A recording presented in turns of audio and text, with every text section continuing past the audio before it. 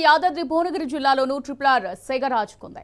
చౌటుప్పల్ జాతీయ రహదారి బాధిత రైతుల ఆందోళనతో హోరెత్తింది. అన్నదాతలకు మద్దతుగా మాజీ ఎమ్మెల్యే కూసుకుంట ప్రభాకర్ రెడ్డి సైతం ధర్నాలో పాల్గొన్నారు. ట్రిపుల్ ఆర్ అలైన్మెంట్ మార్చవలసిందేనని రైతన్నలు డిమాండ్ చేశారు. లేని పక్షంలో మార్కెట్ ధర ప్రకారం తమ భూములకు డబ్బులు చెల్లించాలని స్పష్టం చేశారు. ఈ సందర్భంగా రేవంత్ సర్కారుకు వ్యతిరేకంగా అన్నదాతలు నినదించారు. రేవంత్ డౌన్ డౌన్ నినాదాలతో జాతీయ రహదారి హోరెత్తింది. దీంతో పోలీసులు రైతులను అరెస్ట్ చేసి స్టేషన్కు తరలించారు.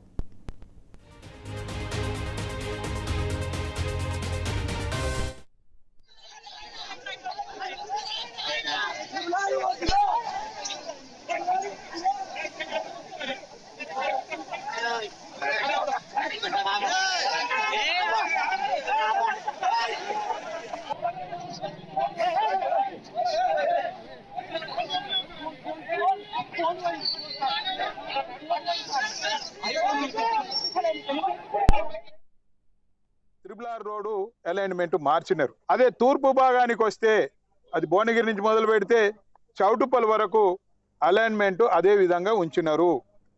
ఇది మార్స్తామని చెప్పిన తర్వాత ఎందుకు మార్చలేదు అనేది ప్రజలు అడుగుతా ఉన్నారు. మాజీ ప్రజాప్రతినిధిగా అదే విధంగా ఓ పార్టీ ప్రతినిధులుగా మేము అడుగుతా ఉన్నాము. ఇవాళ ఏం జరిగింది?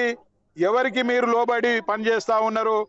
ఒక పెద్ద కంపెనీ యజమాన్యానికి మీరు బానిస బతుకులు బతుక్కుంటా ప్రజల జీవితాలతోటి చెలగాటం ఆడుతా ఉన్నారు. ఇది మేం చెప్పింది కాదు, ఇది ప్రజలు చెప్తా ఉన్నారు. ఆ యజమాన్యం కూడా చెప్తా ఉన్నది, మేము దలుచుకుంటే ఏదైనా జరుగుతుంది అని వాళ్ళు కూడా చెప్తా ఉన్నారు. అంటే ఏం జరిగింది అనేది ప్రజలందరూ గమనిస్తా ఉన్నారు.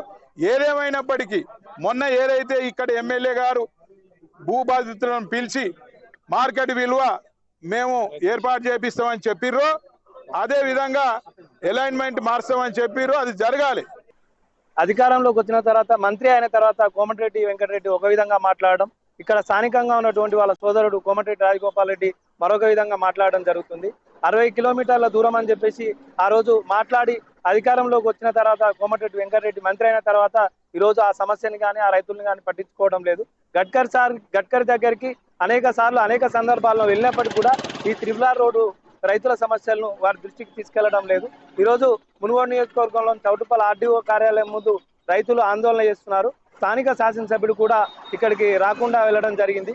ఈ సందర్భంలో అన్నొక రకంగా తమ్ముడొక రకంగా మాట్లాడుతున్నారు. ఈ రోడ్డు విషయంలో ఇద్దరు కూడా రైతులకు అన్యాయం జరిగితే సహించే ముచ్చటే లేదని ఈ ఇద్దరు కూడా బాధ్యత వహించాలని చెప్పేసి ఏదైతే పెట్టుబడిదారుల కొమ్ము కాసే విధంగా అలైన్మెంట్ను గతంలో ఉన్నటువంటి 50 కిలోమీటర్లు 60 కిలోమీటర్లు కాకుండా 20-30 కిలోమీటర్లకు కుదించారు. దాన్ని కాకుండా మొత్తం ఆ 50 కిలోమీటర్ల నిర్దిష్టంగా 60 కిలోమీటర్లకు మార్చాలని చెప్పేసి కూడా ఈ సందర్భంగా రైతుల పక్షాన డిమాండ్ చేస్తా ఉన్నాం.